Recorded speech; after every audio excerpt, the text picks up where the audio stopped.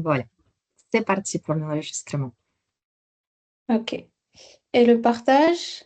Oui, c'est bon, je vais le faire aussi. Hop. Ok, merci. Donc, j'espère que vous avez pu déjeuner tranquillement pour ceux qui l'ont fait. Et pour ceux qui sont en train de le faire, bah, bon appétit. On va pouvoir commencer donc le webinaire. J'ai pas encore le Oui, oui, partage. comme ça arrive, Ok, comme ça ça arrive. arrive. Bon, alors, comme on disait, on va pouvoir vous laisser l'opportunité de poser des questions tout au long du webinaire. Et durant les 15 dernières minutes, on va pouvoir répondre à vos questions avec joie. Donc, comme on disait, on va avoir le sujet sur l'IA, l'automatisation, RGPD, donc les trois piliers à maîtriser. Donc tout d'abord, je vais me présenter pour ceux et celles qui ne me connaissent pas. Je sais qu'il y a des personnes de la communauté de Daria, mais aussi de ma communauté, donc je suis très contente. Donc tout d'abord, moi je suis Iman Moustakir, donc j'ai plus de 6 ans d'expérience en marketing digital dans le secteur de la tech. Ça fait 2 ans que je travaille en tant que formatrice en IA générative auprès d'entreprises, de dirigeants et je forme aussi des écoles supérieures. J'accompagne aussi à la mise en place d'automatisation, donc c'est un sujet qu'on va voir, les automatisations no-code, notamment avec l'outil Make que je vais vous présenter tout à l'heure. Et je suis aussi la créatrice de la newsletter Chronique de l'IA, qui est suivie maintenant par plus de 2300 personnes. Donc je suis très contente et je sais qu'il y a des personnes parmi nous qui viennent de cette communauté, donc je suis ravie. Merci beaucoup, Iman, pour ta présentation. Donc, moi, je suis Daria Viktorova. Effectivement, on s'est connu avec Iman, je pense, grâce à la newsletter. Voilà, que j'ai commencé ici il y a déjà un moment. Et du coup, moi, je suis responsable juridique en entreprise et je pilote aussi le projet IA pour tout le groupe, en fait. Je fais des formations IA plutôt pour les professionnels du droit. J'interviens aussi aux tables rondes, les conférences, etc. Donc, j'ai créé ma newsletter Daria Decrypte l'IA que vous connaissez peut-être aussi. Et je pratique l'IA au quotidien dans mes missions juridiques, pour ma vie pro, pour ma vie perso, avec la sortie de ChatGPT. Je vais bientôt modifier, du coup, c'est plus de 2 ans et demi, ce sera 3 ans bientôt à la fin du mois. Donc voilà, je suis ravie d'animer ce webinaire avec Iman aujourd'hui. Donc, je vais vous partager notre plan. Donc, le programme il est bien intense. Je ne sais pas si on va réussir tout faire en 1 heure, même peut-être 45 minutes avec les questions. Donc, on va commencer par l'introduction. Ensuite, on va voir 3 grandes tendances liées à 2025. La partie la plus intéressante, je pense aussi pour vous, c'est l'application concrète de l'IA et avec la démo des automatisations que Ima met en place du coup sur Make. Et bien évidemment, je vais donner ma vision sur les risques, la vision de juriste, sur la gouvernance, les bonnes pratiques de l'IA. Et on va faire une petite conclusion tous ensemble et on va répondre du coup à vos questions. Vous pouvez poser vos questions directement dans le chat et on regardera au fur et à mesure et on fera une session du coup questions-réponses à la fin du webinaire. Alors donc, aujourd'hui, je pense que vous êtes là parce que voilà, le sujet vous intéresse. L'IA, elle est là, elle est à la mode, il est un petit peu partout. On parle de l'IA comme d'une révolution, c'est bien ça. C'est une formidable opportunité, mais encore une fois, sans vigilance, sans cette vision par les risques, on ne peut pas avoir l'approche cohérente. Donc, aujourd'hui, on est en 2025 et l'IA, elle nous assiste, n'assiste plus seulement, mais l'agit avec les agents, avec les automatisations. On va voir tout ça plus en détail avec Iman. Aujourd'hui, c'est très délicat de trouver ce milieu entre l'innovation, comment on peut du coup, accompagner l'innovation, mais avec l'aspect de conformité, de responsabilité, la vision globale, du coup, sur les risques et sur les limites. Donc, aujourd'hui, on va vous montrer comment automatiser les tâches, comment créer les agents un petit peu aussi. On va parler des navigateurs l'IA, de toutes les opportunités qui viennent avec l'IA, mais avec le respect du droit, avec, du coup, la garde de la maîtrise des risques et des limites de ces outils. Allez, on va rentrer dans le vif du sujet. Donc, Iman, je te laisse prendre la main sur la présentation. Je, je pense que Mhm. c'est toi qui vas continuer Ah, pardon, parce oui, qu'on a les navigateurs IA. exactement. Bah, tu peux Pas déjà de, lancer comme ça, ouais, comme je présente juste pas de une souci. petite partie de ces tendances. Allons-y. Effectivement, voilà. Donc, Alors, euh, je reviens, pardon. mhm, voilà. Donc, on est là sur les trois grandes tendances. On va commencer par les navigateurs IA. Donc, ça, je pense que vous avez déjà entendu parler. Donc, il y a OpenAI qui a sorti Atlas il y a quelques jours, donc il y a 2 semaines à peu près. Il y a Perplexity qui est sorti aussi, le navigateur Comet. Et donc, maintenant, la presse tech dit que voilà, la guerre des navigateurs est commencée, c'est officiellement lancé. Donc, il y a la position qu'on voit entre les navigateurs 100% IA comme Atlas et Comet et les navigateurs classiques, mais qui utilisent aussi l'IA pour les recherches, comme voilà Gemini dans Chrome, Claude qui passe par l'extension, etc. Donc, on va voir qu'est-ce que c'est les navigateurs IA. En fait, tout simplement, l'IA est intégrée partout, directement dans le cœur du navigateur. Donc maintenant, vous pouvez donner une tâche précise à votre navigateur qui va ouvrir le lien, qui va gérer un tableau de bord, qui va remplir les formulaires, qui va agir à votre place. Donc, plus besoin de faire copier-coller entre vos applications et le chat GPT, par exemple, comme l'IA, elle est partout. Bien sûr, avec cette fluidité, avec cette productivité, avec efficacité des navigateurs IA, on peut parler beaucoup des risques et des limites. Donc, j'ai rédigé la dernière édition de ma newsletter sur ce sujet, qui a reçu quand même le succès du public. Donc, ça, c'est super intéressant. Donc, on va parler, approfondir plus le sujet du risque juste après, du coup, la partie sur la thématisation, les démos, etc. Donc là, je laisse Iman vous présenter les deux autres grandes tendances, de l'intelligence artificielle. Oui, merci beaucoup, Daria. Donc, tu en as parlé tout à l'heure. On a la deuxième tendance, c'est les agents IA, où en fait, on va passer de l'assistance à l'action. Donc, en 2025, l'IA ne se contente plus de répondre, elle va agir. Euh, pour ceux et celles qui ne connaissent pas les agents IA, donc c'est vraiment, ça va marquer un tournant. C'est-à-dire que c'est vraiment des systèmes, des logiciels qui vont être capables d'observer, de décider et d'agir. Sans attendre vraiment une instruction humaine à chaque étape, c'est-à-dire sans attendre vraiment un prompt ou autre à chaque étape. Ils peuvent planifier, apprendre, s'adapter et même coopérer entre eux. On a quelque chose qui s'appelle les multi-agents qui vont pouvoir exécuter des tâches complexes dans différents secteurs d'activité. On passe vraiment de je pose une question à une IA générative à je délègue carrément une mission à donc un agent IA. Pourquoi c'est une rupture pour l'entreprise? Parce que au début, l'IA était un assistant, il l'est toujours parce qu'on continue à avoir les chatbots et aussi quelque chose qui est vraiment un outil d'aide au quotidien, outil d'aide à la décision qu'on va pouvoir utiliser. Mais maintenant, on va passer aussi à une IA qui va devenir un coacteur, voire vraiment un acteur autonome.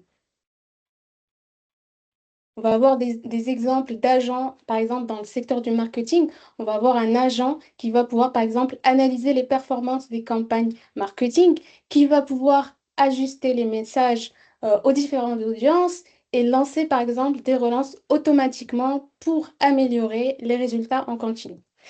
Euh, pour la partie, donc dans le secteur juridique, on va par exemple avoir un agent qui va pouvoir faire une analyse contractuelle, c'est-à-dire un agent qui va pouvoir lire, interpréter automatiquement des contrats, les clauses clés et repérer par exemple des anomalies et incohérences et générer par exemple une solution, une synthèse prête à valider.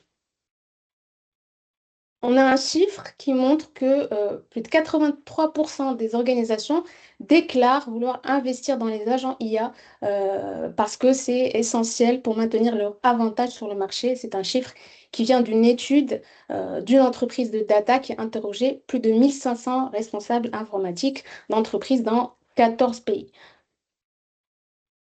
Donc, même si donc on sait très bien que les agents IA vont permettre de gagner pas mal de temps en efficacité aux entreprises, on a les patrons de la Big Tech, bien sûr, qui défendent les agents IA, car pour eux, ça représente vraiment une étape énorme et majeure vers des outils qui vont être collaboratifs, qui vont être capables d'amplifier la productivité humaine et réinventer vraiment la manière avec laquelle on travaille et on va travailler dans les prochaines années. Mais comme toute innovation, il y a aussi des détracteurs ou des personnes qui disent qu'il faut, entre guillemets, se calmer un petit peu pourquoi? Parce que, par exemple, on a André Karpathy, qui est l'ex-dirigeant de Tesla, cofondateur d'OpenAI, qui a rappelé lors d'un podcast il y a quelques semaines que les agents IA ne sont pas vraiment prêts encore pour une autonomie totale, parce que pour lui, il y a pas mal de limites, comme par exemple le manque de mémoire continue, le fait que la multimodalité, le fait qu'on puisse avoir des images, des vidéos, des audios, etc., c'est encore assez immature, la fiabilité d'exécution qui soit insuffisante, et en fait, on va avoir vraiment besoin d'une supervision humaine et technique qui est assez forte, donc c'est-à-dire avoir des personnes, des ingénieurs, par exemple IA, qui seront responsables de gérer ces agents. Donc, il faut faire vraiment attention. Il y a aussi le point que les agents IA, pour le moment, restent assez coûteux. Donc, ce n'est pas à la portée de tout le monde.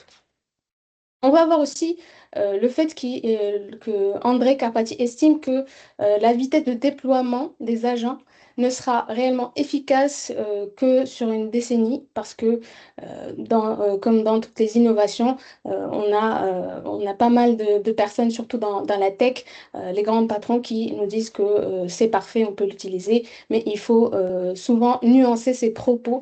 Et justement, ça rejoint ce que disait Dalia sur la partie éthique aussi parce que, il y a des limites. Et on va en parler tout à l'heure dans la partie risque.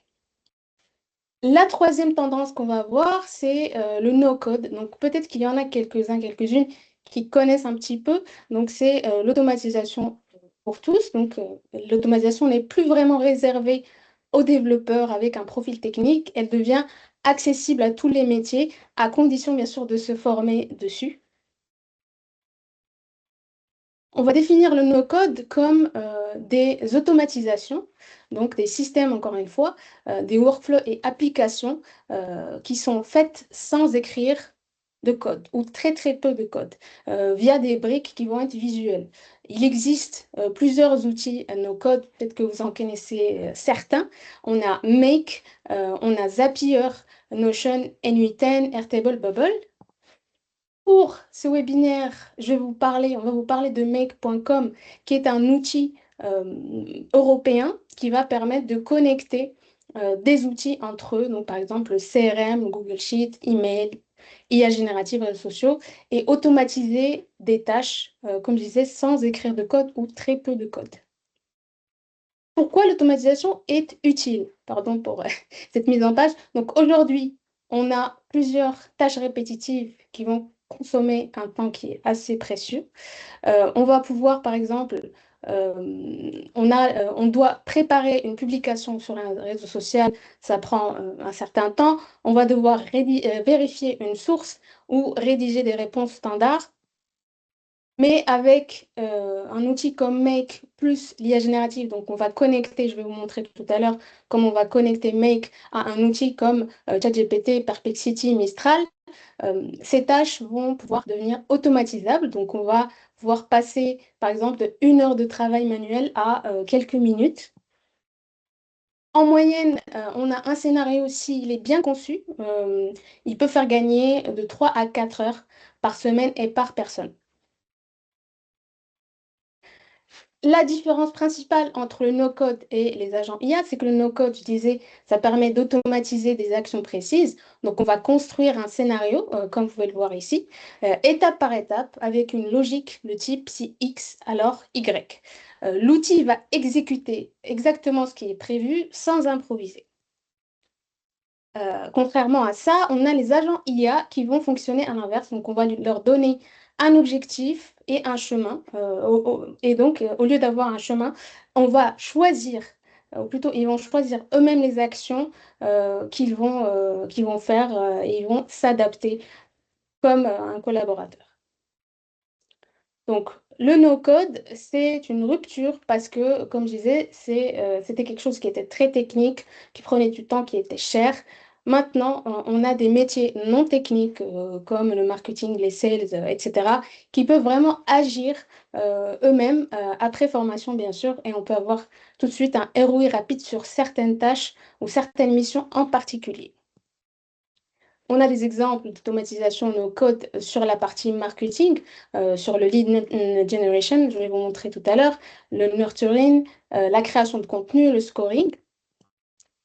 Sur la partie sales, on va pouvoir faire des relances intelligentes, on va pouvoir envoyer des messages personnalisés, on va mettre à jour notre CRM. Donc vraiment, la data va devenir actionnable. Au lieu d'avoir une data qui va être juste stockée et qu'on va laisser là, on va pouvoir vraiment l'utiliser et la connecter avec nos outils du quotidien. Un autre chiffre, c'est 35,6 milliards de dollars. C'est le marché des plateformes no-code et c'est en croissance de 27% par rapport à 2024. Donc, on va passer à la partie la plus intéressante pour vous, c'est vraiment les cas d'usage. Et j'ai sélectionné pour vous 3 cas d'usage différents. Donc, le premier, c'est pour faire une veille juridique automatisée. Donc, je vais vous montrer une démo de workflow sur Make pour pouvoir surveiller et synthétiser des évolutions réglementaires importantes, par exemple. Donc, je vais vous montrer. Ici, donc, vous allez avoir pour la partie juridique, peut-être que c'est un certaines qui connaissent ce site qui s'appelle JuriGuide. Vous allez pouvoir avoir ici plusieurs flux RSS, sachant que pour automatiser la veille, vous allez pouvoir avoir plusieurs sources.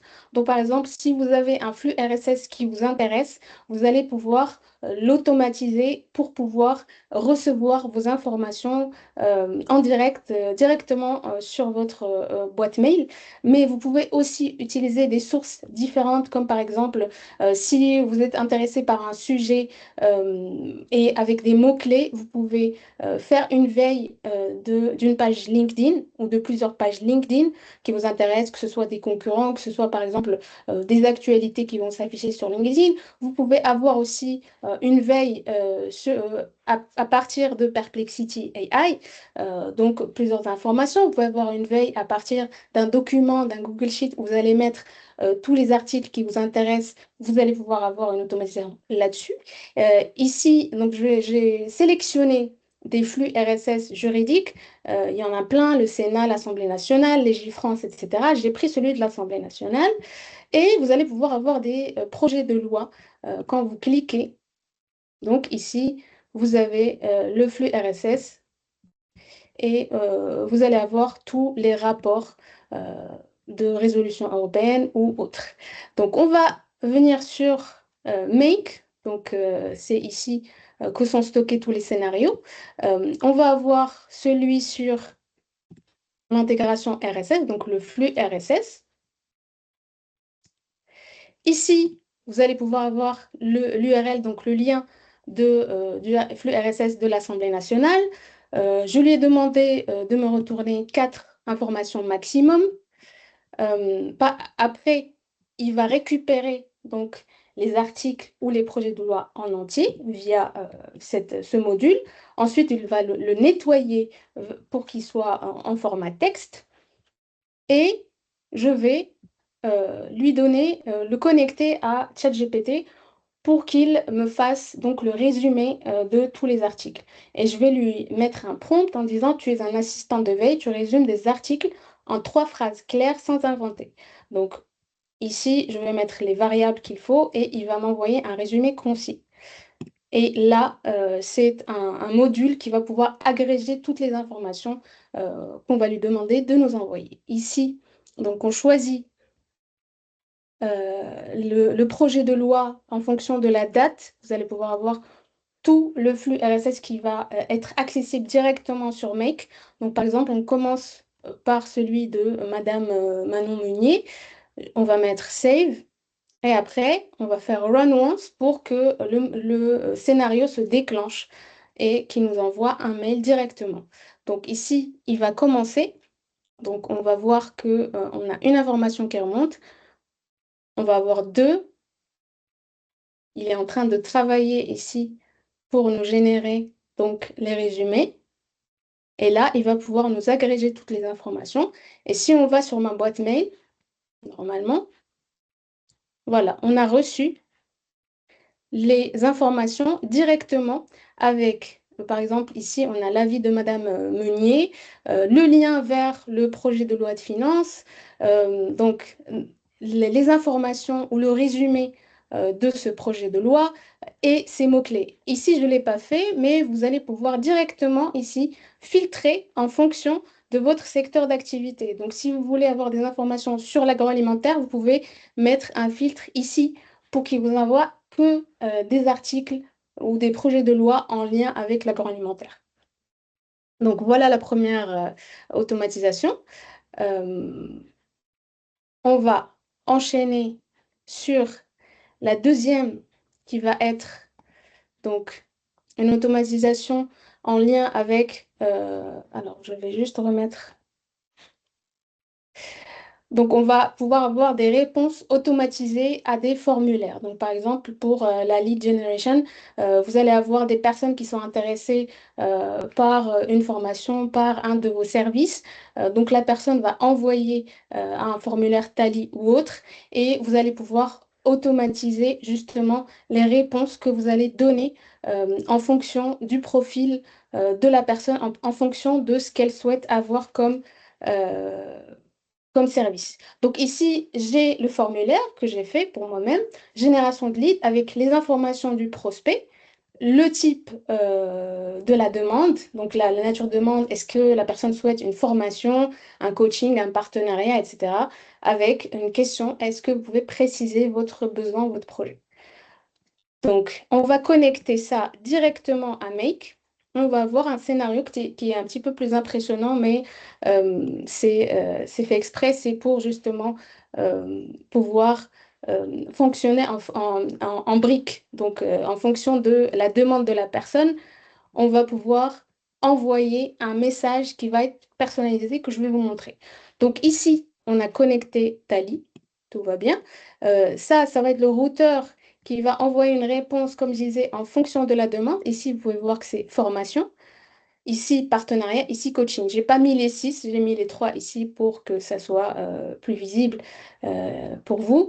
Donc, dans la partie IA générative ou connexion avec ChatGPT, l'objectif, c'est que ChatGPT m'envoie un brouillon de réponses en fonction de la demande de la personne. Et pour cela, je vais lui injecter un prompt en disant, tu es un assistant qui répond au prospect. Donc, l'objectif, c'est de rédiger un mail de réponse personnalisée. Je vais lui donner mes informations, donc je suis formatrice, que je propose des automatisations, etc.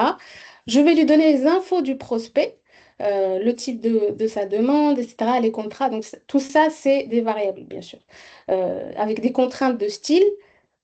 Et je vais lui demander de me retourner le texte de façon sans JSON, donc sans code.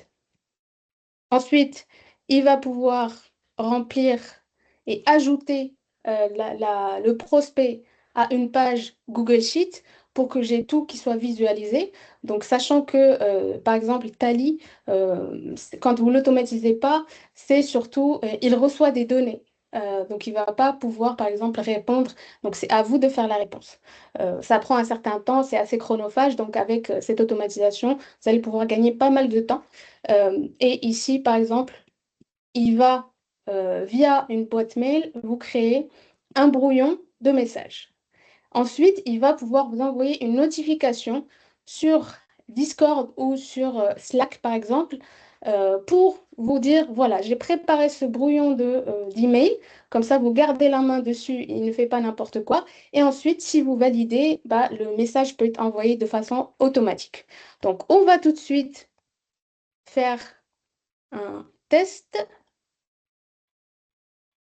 Alors, on va venir en bas. On va lancer une opération. Donc, à chaque fois que vous allez recevoir un formulaire ou des réponses, vous allez pouvoir déclencher l'automatisation. Et ici, vous pouvez voir qu'on a filtré.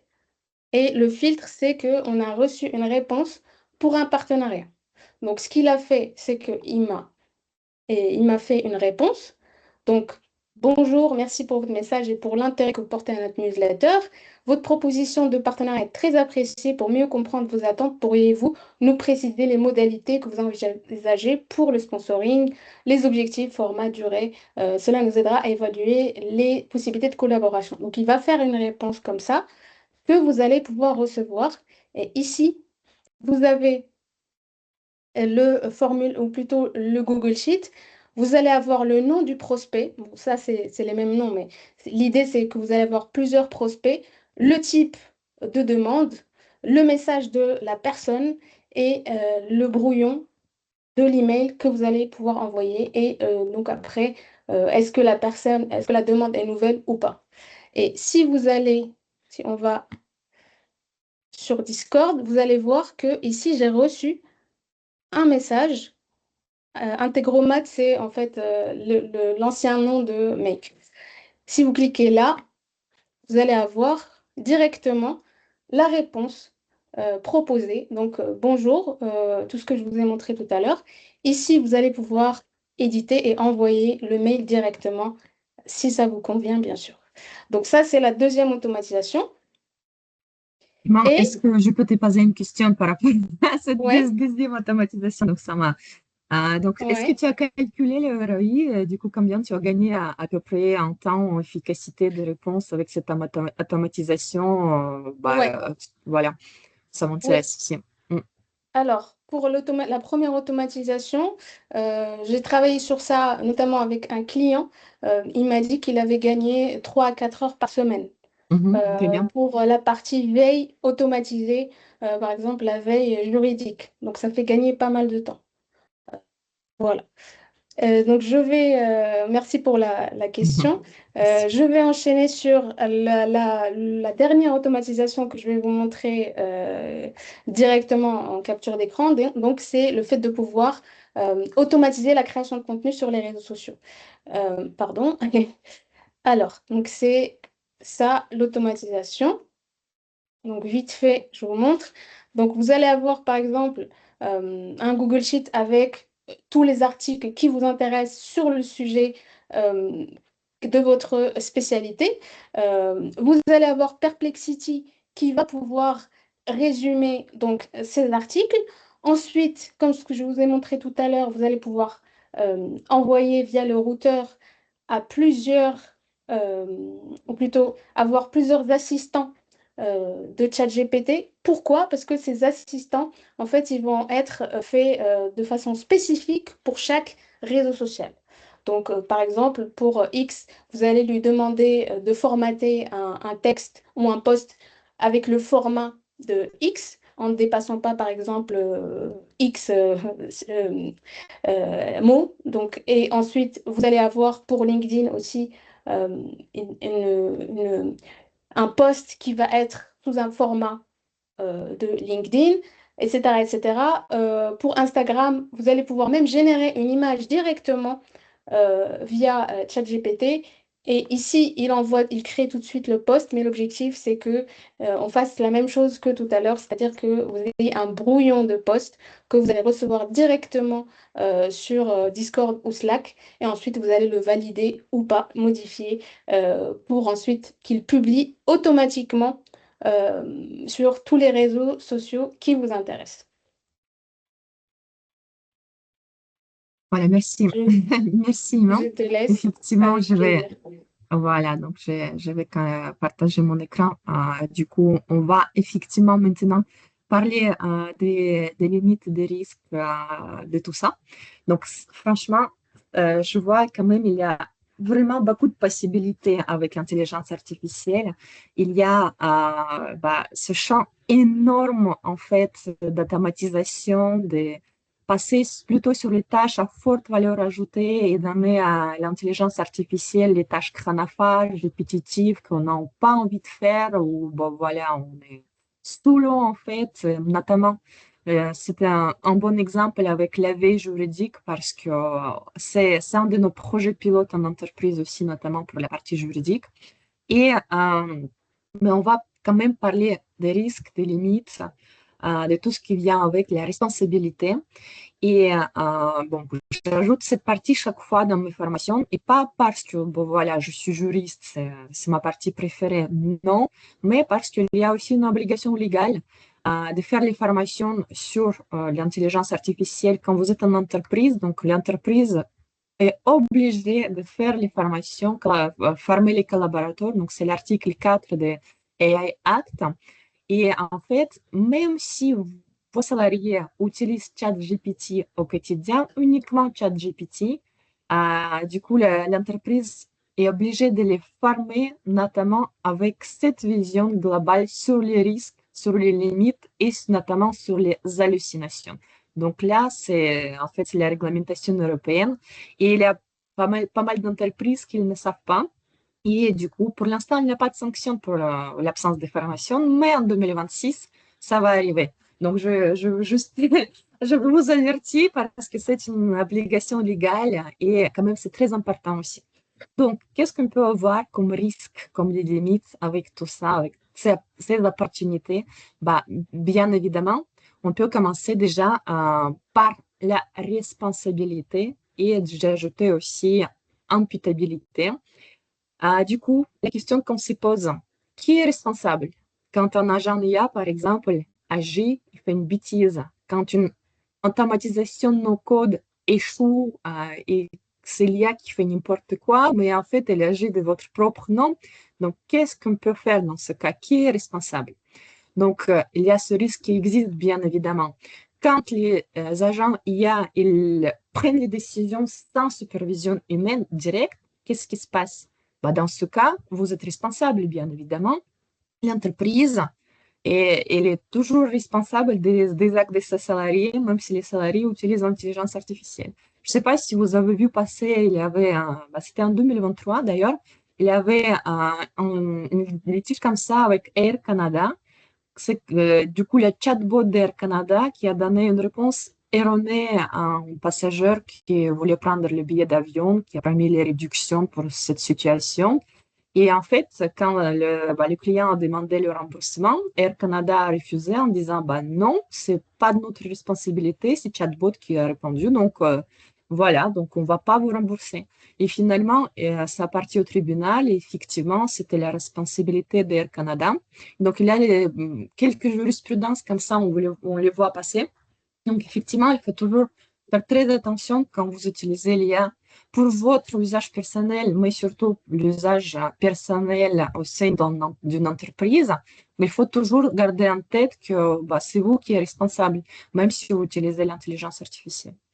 Et quand vous êtes développeur, par exemple, le fournisseur de l'intelligence artificielle, des solutions d'IA, donc s'il y a les défauts de conception ou vous ne documentez pas assez du coup vos processus, donc vous êtes responsable aussi. Donc là, il y a aussi des cas comme ça qu'on voit passer un petit peu les cas de jurisprudence, notamment avec l'entrée en vigueur de AI Act qui vraiment définit bien les risques, du coup les catégories selon les risques, etc. associés.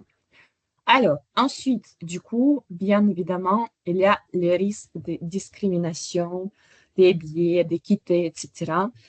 Donc, et avec les conséquences juridiques et bien évidemment réputationnelles qui vont avec. Donc, par exemple, si vous utilisez l'IA et votre automatisation de nos codes qui se base sur les données erronées ou avec les données qui comportent les biais algorithmiques, où voilà, il y a quand même quelque chose qui ne va pas, notamment pour les cas d'usage de l'IA dans le recrutement, dans les automatisations de décisions, etc.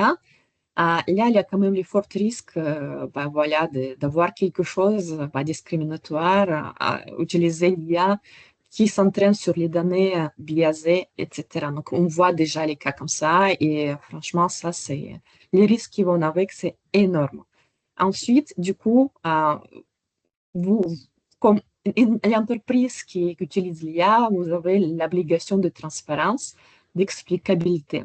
Et donc, le but, c'est que les personnes qui utilisent l'IA, vos salariés, par exemple, ou vos clients qui voient les messages automatisés par l'IA, il faut quand même qu'ils sachent d'où ça vient. Il faut comprendre, du coup, la logique, expliquer dans certains cas comment ils peuvent contester une décision qui était prise avec l'aide de l'intelligence artificielle. Donc, vous voyez ça, c'est un petit peu flou au niveau des responsabilités. On va avoir, je pense, encore beaucoup plus de jurisprudence sur les sujets comme ça dans les années qui viennent parce que voilà, AI Act qui entre en vigueur progressivement. Et il y a déjà au niveau international quelques cas de jurisprudence sur le sujet. En France, c'est pas encore un rendez-vous, mais ça va venir. Et effectivement, il faut faire très attention quand vous mettez en place les agents IA, quand vous utilisez les navigateurs IA, je vais en parler un petit peu plus en détail tout à l'heure, et quand vous mettez en place les automatisations, il faut toujours garder en tête que les informations peuvent être biaisées, discriminatoires, etc. Ensuite, du coup, on a le risque de, bien évidemment, c'est quelque chose qui parle énormément aux juristes, aux avocats, c'est la protection des données, la cybersécurité, avec les risques de fuite, de violation de la vie privée ou d'attaque, etc. Donc, déjà, pour l'utilisation des données à caractère personnel, si vous traitez nom, prénom des personnes, vous voyez, il y a quand même, ce sont les données personnelles. L'adresse mail, pas générique, c'est une donnée personnelle. Par exemple, on a tous l'adresse mail prénom.nom arrobase l'adresse du coup du site internet de la boîte, de l'entreprise. Ça, c'est pas une adresse mail générique, donc c'est pas info@machinbidule.fr. Non, en fait, c'est une donnée personnelle. Et si vous traitez ces données personnelles, vous êtes soumis à l'obligation prévue par notamment la réglementation sur la protection des données. C'est le RGPD. Et du coup, il y a les règles quand même assez strictes pour tout traitement automatisé. Si vous êtes une entreprise, il y a du coup une obligation de tenir le registre de traitement des données personnelles.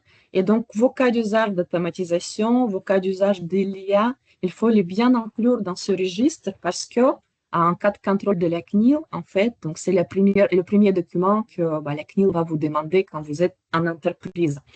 Et bien évidemment, il faut bien tout enregistrer, bien garder la visibilité de tous les flux automatisés que vous utilisez. Bien évidemment, on a aussi le risque d'hallucination. Donc, pourquoi les intelligences artificielles hallucinent? Parce qu'ils sont là pour pas nous donner la vérité, mais prédire le mot suivant. Chaque fois, je le répète, en fait, le principe de base, c'est la prédiction des mots suivants.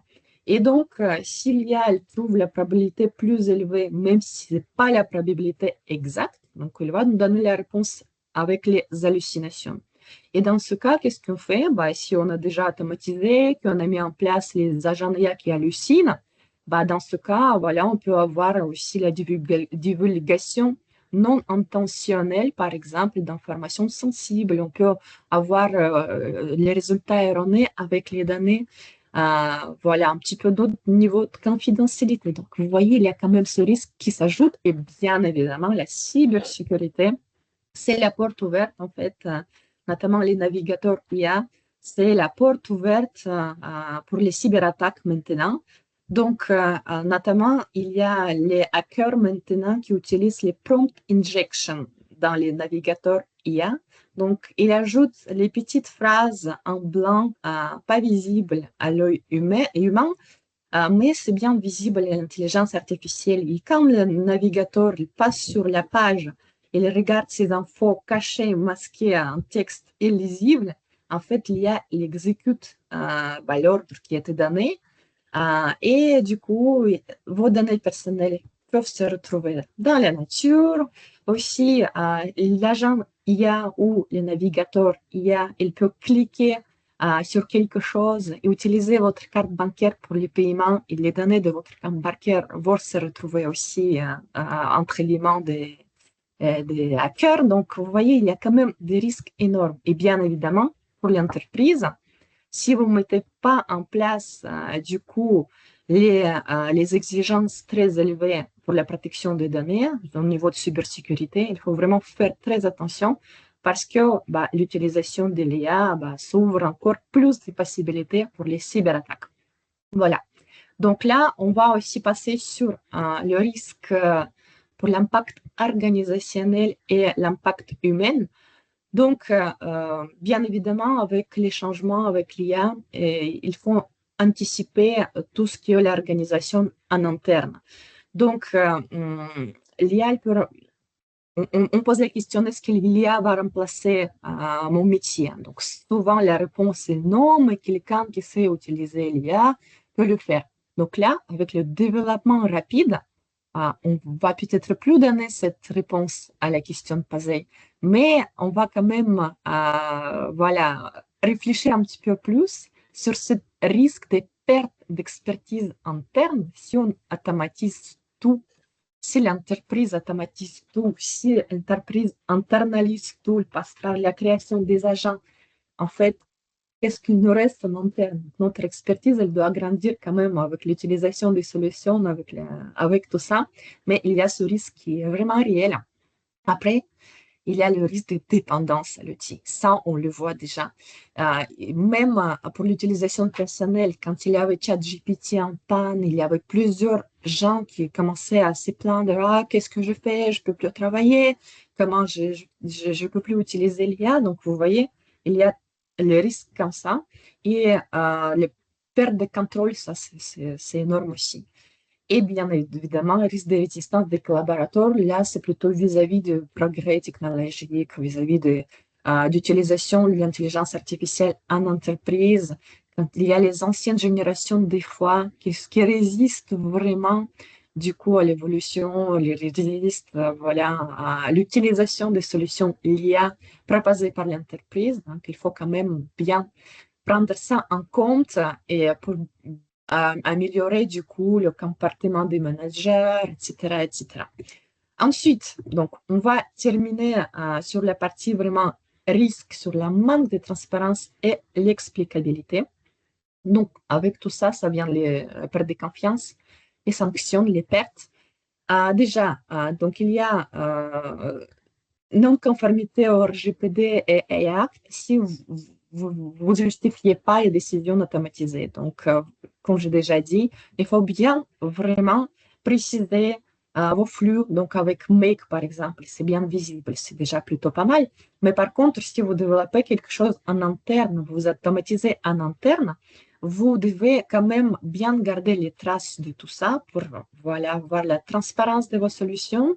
Et si vous pouvez vous dépasser par l'automatisation, si vous pouvez en passer l'automatisation, donc vous pouvez utiliser les solutions classiques sans automatisation, vous pouvez continuer de le faire, bien sûr, mais il faut quand même tout ça, il faut bien écrire et enregistrer. Donc, aussi, j'ai mis le risque réputationnel, perte de confiance. Si, par exemple, les utilisateurs et les clients ou vos salariés ne comprennent pas pourquoi cette décision a été prise. Donc, il y avait des cas médiatisés, des décisions erronées ou biaisées sans explication ici. Et du coup, c'est l'entreprise, encore une fois, qui porte le chapeau. Et parce que la tabatisation n'a pas bien marché. Donc là, on ne parle pas de la responsabilité pénale ou de la responsabilité civile, c'est vraiment risque réputationnel qui s'ajoute en plus. Et bien évidemment, ici, on peut parler d'un autre risque, c'est la non-maîtrise opérationnelle. Si, par exemple, les règles, encore une fois, les logs ne sont pas mal documentés, l'entreprise ne peut pas retracer la cause d'un dysfonctionnement. Ici, en fait, il y a quelqu'un qui va poser la question d'où vient ce bug, d'où vient cette incohérence. Si on ne fait pas, en fait, enregistre quelque chose, on ne peut pas en savoir. Donc, vous voyez, il y a quand même les risques. énorme, mais je pense qu'il y a quand même des solutions à tout ça. On a des bonnes pratiques. Donc ici, je vous ai mis vraiment, du coup, une carte totale sur les bonnes pratiques pour une gouvernance efficace et responsable. Bon, déjà, si vous êtes en entreprise, bon, commencez par la réflexion plutôt approfondie sur le sujet. Commencez par l'analyse des risques. Donc, EA Act demande aussi commencer votre projet IA par l'analyse des risques. Donc, vous pouvez du coup cartographier toutes les solutions qui utilisent l'IA en entreprise, toutes les solutions qui peuvent utiliser et donc du coup cartographier.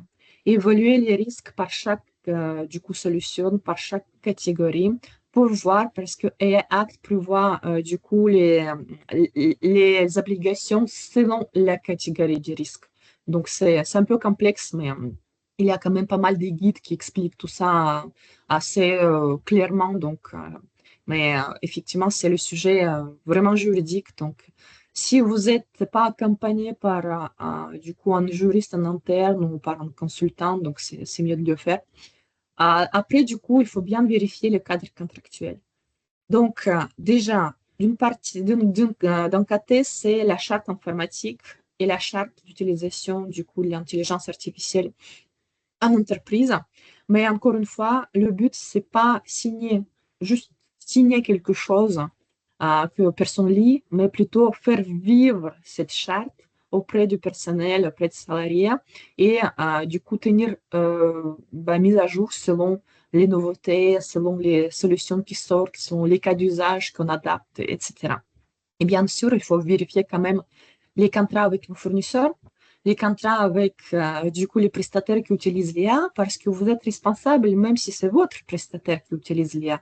Donc il y a quand même voilà ce lien contractuel. La vision du juriste, elle est quand même importante ici. Donc traçabilité, on a déjà parlé pas mal. Donc audit, traçabilité, documentation, etc. La partie très importante, c'est la formation. La formation en continuant. Donc, j'ai déjà dit que c'est une obligation prévue par AI Act, mais pas que, en fait. Donc, il faut vraiment commencer par l'acculturation à l'intelligence artificielle en entreprise et ensuite faire les formations de sensibilisation. Parce que, par exemple, moi, chez Darigal, donc, comme c'est moi qui pilote le projet IA, donc, du coup, on a formé, bon, on forme tous les collaborateurs, on a intégré le parcours de la formation à l'IA pour les nouveaux salariés. Donc, même là, juste avant le webinaire, j'ai formé du coup les nouveaux arrivants chez Daigal. Et donc, le but, c'est que tout le monde sache à peu près la même chose, en fait, sur l'IA, sur les limites, sur les risques, bien évidemment. Et en fait, on ne va pas freiner l'innovation, mais on va plutôt accompagner. Et donc, d'où le rôle important aussi de la direction juridique, notamment, bien accompagner les collaborateurs sur l'utilisation stratégique de l'intelligence artificielle. Bon, il faut veiller sur la conformité réglementaire, j'ai déjà dit. Donc, il y a les décrets d'application de la réglementation qu'on voit faire publier, etc. Donc, il y a les lois. Donc, les réglementations, par exemple, EA Act, RGPD, c'est une réglementation européenne. Par contre, il y a aussi les lois françaises qu'il faut respecter. Si vous travaillez avec un autre pays qui est hors l'Europe, il faut vérifier comment ça se passe aux États-Unis, par exemple. Est-ce que vous êtes soumis à Cloud Act, etc., etc. Donc là, il y a quand même pas mal de choses à mettre en place. Et bien évidemment, on ne va pas attendre ce que la crise arrive, qu'une cyberattaque arrive, qu'il y a voilà, le contrôle de la CNIL qui arrive. On va plutôt prévoir aussi plan d'urgence. On va prévoir les procédures pour la gestion des crises. Donc, les plans de sauvegarde, PR, PSR, tout ça. Donc, il y a quand même la partie informatique à mettre en place aussi en cohérence avec la réalité des choses. Et bien, du coup, documenter tout ça, les urgences, etc., etc. Donc voilà, donc vous voyez, il y a quand même du boulot. Il y a du boulot pour la partie informatique, mais juridique aussi. Ben, pour moi, toutes les directions clés de l'entreprise doivent être appliquées sur la gouvernance pour utiliser l'IA de manière éthique et responsable.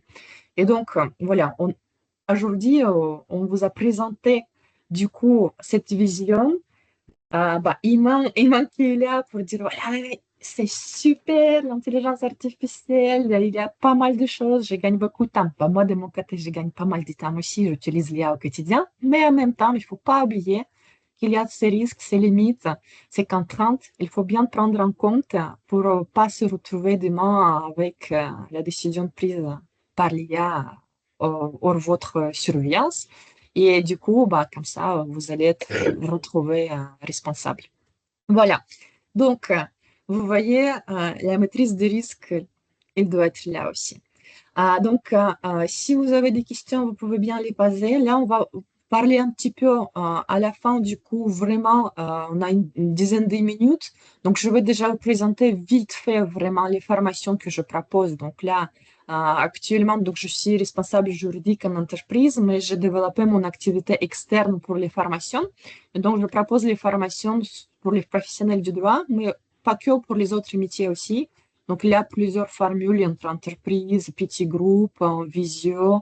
Et moi, je garde toujours quand même ma vision de juriste en plus, du coup, par rapport à toutes les fonctionnalités que je montre et tous les cas d'usage, du coup, que je montre en formation. Donc, vous pouvez scanner aussi le QR code vers LinkedIn ou la newsletter. Donc, comme ça, si ce n'est pas déjà fait, donc je serais contente de vous retrouver aussi sur le réseau et du coup, parmi mes abonnés de la newsletter parce que moi, j'aime bien publier les astuces, les tips d'utilisation, effectivement, avec ma vision de juriste en plus. Voilà, voilà. Et donc, moi, je laisse la parole à Iman. Du coup, tu peux parler de tes offres aussi, Iman. Ouais, tout d'abord, merci beaucoup pour ta présentation. C'était très riche en informations. Et pour les personnes peut-être qui voudraient revoir plus tard, vous aurez l'occasion, soit via le replay, soit via les slides qu'on va vous envoyer. Et bien sûr, vous allez pouvoir aussi nous poser vos questions. Donc, on a déjà une question qui est posée, on va y répondre. Mhm, Mais en ce qui concerne mes offres, donc, comme disait Daria, moi, j'ai des offres sur la partie automatisation no-code. Donc, des services de conseil où je vais pouvoir, par exemple, faire un audit. Si vous me dites que vous avez une tâche en particulier que vous souhaitez automatiser, comme par exemple la veille ou encore la gestion des leads ou donc la publication automatisée sur les réseaux sociaux, c'est quelque chose que je fais avec une possibilité de former vos équipes aussi pour faire de la maintenance parce que justement, ça nécessite quand même de se former sur le no-code un minimum pour gérer s'il y a par exemple des bugs ou autres. Une autre offre que je propose, c'est vraiment les formations en lien générative d'acculturation pour faire monter en compétence vos équipes d'entreprise avec des ateliers pratiques, des cas d'usage métier et aussi la partie automatisation. Et je fais aussi des interventions sur mesure, des conférences, des tables rondes ou webinaires. Et pareil que Daria, donc vous pouvez scanner mes QR codes, que ce soit ma newsletter où je parle des tendances d'IA. Et aussi, je recommande les derniers outils IA. Et aussi, vous pouvez me contacter directement sur LinkedIn. Je serai ravie de vous en parler. Merci beaucoup. Et donc, je très bien. commence parce que j'ai vu deux questions. Une question sur combien de temps ça prend. Moi, je dirais ça dépend de l'automatisation que tu souhaites mettre en place, Salim. Déjà, si tu veux que ce soit moi qui la mette en place, donc ça va dépendre de la complexité. Donc, bien sûr, plus c'est complexe, plus ça va prendre du temps. Mais je dirais, par exemple, pour une automatisation de veille juridique ou autre, ça va prendre 2 heures, 3 heures à faire, vu que j'ai justement l'expertise. Mm, Si c'est une personne mm, qui a par exemple un background tech, qui veut se former au no-code, c'est assez rapide, assez facile parce que c'est les mêmes mécanismes que le code. Si c'est une personne qui n'a pas forcément un profil très tech, par exemple comme moi avant de me former, ça va prendre au minimum quelques jours, on va dire quelques semaines, parce que il faut déjà comprendre, une fois que vous comprenez la logique, normalement, ça va plus vite. Voilà, je dirais que ça dépend de la complexité des automatisations. Ça peut aller jusqu'à un jour, 2 jours, 3 jours pour une automatisation plus complexe. Mm. Parce qu'avant ça, il faut que je fasse l'audit de ce que vous voulez automatiser et des outils que vous voulez connecter entre eux. Ouais, effectivement, bah, je te rejoins. En fait, la phase d'audit, elle est très importante Mm, parce que bah, il faut qu'on construise tout sur mesure. Donc, comme j'ai déjà dit, on a quelques projets aussi pilotes en entreprise et notamment sur l'automatisation, il y a une partie d'automatisation qui s'ajoute. Et franchement, c'est la phase la plus mm. importante, c'est voilà, bien cartographier, bien mettre en place des idées, du coup, les liens par où on commence, du coup, voilà les briques pour bien mettre en place l'automatisation ensuite. Ouais. Mm. Oui, alors Sandrine qui pose la question, est-ce que les formations sont accessibles en CPF? Donc pour mes formations, elles seront accessibles en CPF via mes partenaires, parce que j'ai des partenaires qui sont des organismes de formation et qui peuvent faire en sorte que ça soit accessible en CPF. Et aussi, il y a la partie, justement, via mes partenaires, vous pouvez financer via l'OPCO, qui est l'organisme qui finance les formations d'entreprise. Donc voilà, je ne sais pas si Daria, tu veux répondre aussi. Oh, bah, moi aussi, j'ai des partenaires comme toi, mais d'habitude, en fait, je passe sans, du coup, sans CPF, sans OPCO. Et les clients qui sont les entreprises, par exemple, les directions juridiques et les cabinets d'avocats, ils me contactent en direct sans, du coup, besoin de passer par les aides financières pour les formations, par exemple. Mais effectivement, c'est possible aussi parce que j'ai aussi quelques partenariats avec les organismes de formation qui utilisent du coup SCPF, OPCO, etc. Voilà. Super. Alors, Alors, est-ce que n'hésitez vous pas. avez des questions? Effectivement, on peut prendre encore peut-être s'il y a une Ouais, question. Mm. Merci beaucoup c'est- déjà pour vos messages. Effectivement, ouais, merci c'était le beaucoup. but. Ça fait plaisir.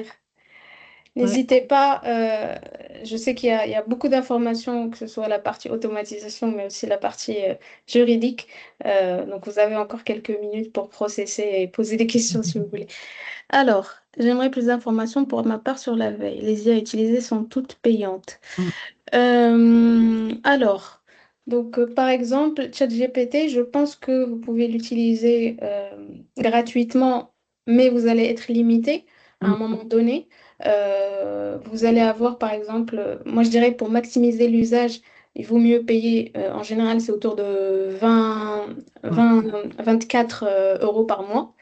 Mais vraiment, quand vous voyez la puissance de l'outil, je pense que ça vaut la peine. Pour Make, l'outil que No Code, vous allez pouvoir l'utiliser de façon gratuite pour commencer. Vous allez avoir une limite en termes d'usage, mais vraiment, moi, je l'ai utilisé pendant plusieurs semaines et c'est après que j'ai eu la limite. Par contre, ce qui est important à savoir, c'est que avec la version gratuite de Make, vous allez pouvoir faire fonctionner deux scénarios en même temps, pas plus.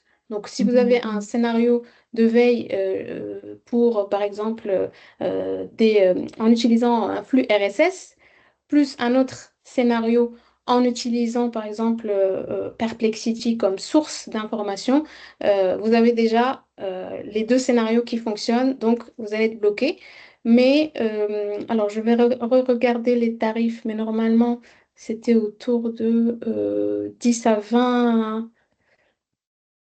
Ouais, c'était 9 dollars par mois. Vous allez avoir 10 000 crédits Mm. par mois. Vous avez le nombre de scénarios qui est actif, qui est illimité. Donc, déjà, ça permet de faire pas mal de choses intéressantes pour 9 dollars par mois. Pour une entreprise, quelles sont les IA les plus efficaces pour la veille? Bon, bah, Alors, tu peux partager ton expérience. Moi, j'ajouterai un petit peu aussi. ouais. Voilà. Mhm. Alors, moi, je dirais que Perplexity, pour la veille, c'est vraiment intéressant parce que ça permet d'avoir un résumé des dernières actualités, mais il faut vérifier quand même vis-à-vis des sources. Parce que comme toutes Mm. les IA génératives, il faut vérifier derrière. Et c'est là où, par exemple, plus les prompts vont être travaillés via Make justement, plus vous allez avoir les dernières actualités. Vous allez pouvoir filtrer aussi en fonction des types d'actualités que vous allez avoir. Donc, euh, les IA sont efficaces, mais il y a une partie où c'est à vous aussi de Ouais. savoir gérer tout ça et justement c'est l'objectif de la formation par exemple. Donc Ouais. Mistral, ChatGPT, Perplexity, je dirais c'est très bien. Donc Mhm. Daria, je sais pas ce que Ouais, tu en ben penses. moi, je vois que le temps file, mais donc je vais juste ajouter du coup un petit partage de mon expérience parce que nous, chez Derigal, on a ChatGPT Business et du coup, on est en train de tester la veille via les tâches de ChatGPT avec les prompts bien évidemment très développés, avec les flux RSS qui sont en place, etc. Donc, là, pour l'instant, c'est plutôt pas mal, mais je pense que si vous passez par l'automatisation, comme Iman vous a montré du coup tout à l'heure, donc là, je pense que c'est encore plus efficace. Mais déjà, en passant par les tâches de ChatGPT via la version du coup payante, parce que vous pouvez utiliser les tâches sur la version payante, donc là, c'est déjà pas mal pour l'éveil. Mais il faut bien régler les sources, il faut bien rédiger le prompt et comme dit Iman, effectivement, on peut vous aider aussi pour tout ça. Mm. Tout à fait. Voilà. Bah, merci Alors, beaucoup. Voilà. merci beaucoup. Si vous avez peut-être une dernière question. Oui, Dernière question. Ouais. Bonjour Daria, bonjour Iman, bonjour à bonjour Anne. tous. Ah oui. Ah bah, Je, bonjour, oui, que je connais bien. oui, par LinkedIn, Voilà. que je suis, voilà, je suis bien Super. Daria. Oui, toutes ces astuces, c'est très utile. Merci. Je souhaitais juste savoir par rapport à l'automatisation, vous avez parlé de Make, mais après il y a d'autres Ouais. outils Oui. d'automatisation. Pourquoi Make? Enfin, est-ce qu'il y a une différence? Est-ce que c'est plus simple, plus pratique, enfin, je ne sais pas, par rapport à Oui, alors d'autres- moi, mon expérience, c'est que j'ai commencé par Make déjà parce que, par exemple, vous avez N8N qui va être aussi très performant, qui va être open source, mais il va être très technique en fait pour la mise en place. Donc moi, j'ai pas forcément un background d'ingénieur, donc je me suis pas mis dedans, mais je dirais que c'est la même chose. On peut automatiser les mêmes choses. Avec Mec aussi, c'est intéressant parce qu'on peut commencer par des scénarios assez simples sur des tâches spécifiques. Donc j'ai commencé par Make justement parce que c'était un petit peu plus simple, mais ça reste quand même compliqué, hein. Attention, je dis pas que Oui, l'automatisation c'est oui. facile. Alors moi j'ai testé avec Zapier, là justement on en parle dans le chat, mais bon, je suis pas, enfin je suis arrivée, Mm. mais à la fin ça n'a pas, ça a pas marché, mais Ouais, bon. ouais, J'ai pas développé plus, j'avais pas le temps, mais bon. oui, ça prend un certain temps. Ça, Et puis, je dirais la différence entre Zapier, par exemple, et Make, c'est que Zapier, c'est plus simple que Make sur ah, les usages. Mais par contre, oui, mais par contre, ça coûte beaucoup plus ah, cher ouais. que Make. Et je dirais que c'est plus utilisé par les grandes entreprises. Là où Make, c'est plus utilisé par les PME, TPE. Voilà. Donc, c'est Mhm. ça la plus grosse différence, je dirais. Après, il y a aussi D'accord. quelques astuces d'utilisation et du coup, sur Make notamment, qu'on a, par exemple, ça, j'ai découvert ça, du coup, quand je fais mes automatisations sur Make, on ne peut pas brancher notre boîte personnelle de Gmail sur l'automatisation de Make parce que Make demande que ce soit Google Workplace, du coup, la boîte Ouais, plutôt, mais voilà, on peut le faire. voilà, on Pardon, peut le juste, faire, on peut le effectivement. faire. Donc, c'est pour ça que j'ai dit Ouais. qu'il y a des astuces. Donc, Ah oui, voilà. ah oui, Donc, pardon. D'accord. c'est ça. Voilà. Donc c'est ça, oui. Ça prend un certain temps au début Mm. pour connecter à votre boîte personnelle, mais une fois que c'est fait, c'est bon. Et Voilà. avec Outlook, si vous avez une boîte Outlook, c'est en 2 secondes. Ouais, ça c'est clair, ouais, c'est rapide. Mm. Ok, Très bien. merci. Va avec Alors, plaisir. donc, je pense il faut qu'on termine parce que moi j'ai une Ouais, réunion qui va commencer ouais, bientôt ouais, juste ouais, derrière. on va terminer. Donc, désolé si on n'a pas répondu à toutes les questions. Donc, vous pouvez les poser directement après sur LinkedIn. Oui. On peut échanger. Ça, il n'y a pas de souci. Et du Mm, coup, mm. on reste en contact. Et Avec s'il plaisir. y a des sujets aussi des prochains webinaires à nous soumettre, vous pouvez bien, du coup, nous donner quelques idées. Et pareil Mhm. pour les newsletters, si vous avez le sujet que vous souhaitez qu'on aborde avec Iman, ça nous intéresse aussi. Mm. Ouais, et Marie et Katia, désolée, on ne va pas pouvoir répondre, mais juste, vous pouvez nous envoyer, comme disait Dalia, vous pouvez m'envoyer à Dalia aussi la question, je vous répondrai, juste ajoutez-moi et normalement ça sera bon. Merci beaucoup, Merci Dalia, à vous. merci, j'étais ravie de faire ce webinaire enfin avec toi. Ah oui. Et merci à toutes et tous pour votre présence active et puis à très Voilà. bientôt, Et du j'espère. coup, bah voilà, on va vous Ouais, enverrer du coup la présentation et ouais. la vidéo de replay. Normalement, on vous mettra sur Google Drive, peut-être les deux, comme ça, Mhm. en lien partagé. Voilà. Merci. Super, Merci merci beaucoup. beaucoup. À À très bientôt. bientôt. Au revoir. Au revoir.